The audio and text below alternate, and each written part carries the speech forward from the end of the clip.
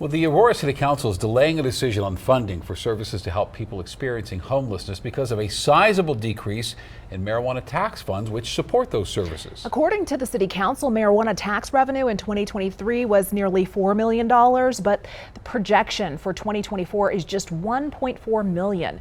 As Denver 7's Micah Smith reports, nonprofits in the city are starting to feel the impact of this funding shortfall.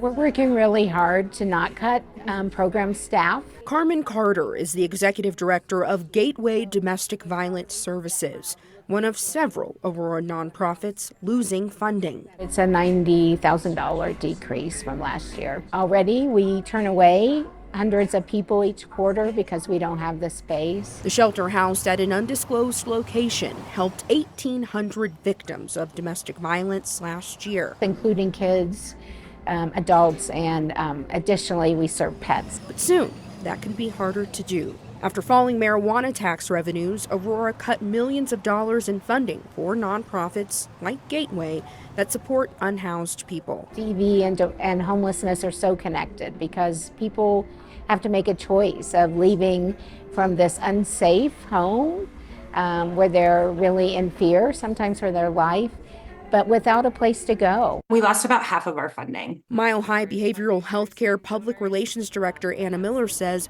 they're also bracing for the impact. We're really going to have to expand fundraising and grant writing to continue to provide the support for these folks. Mile High Behavioral Healthcare runs the only day shelter in Aurora. We also activate at the Aurora Day Resource Center for overnight, those really frigid nights so that folks aren't out on the street. Miller and Carter say homelessness is not always a choice, and they hope city leaders can figure out a way to fill the funding gap. Reporting in Aurora, It is scary. Micah Smith, Denver 7.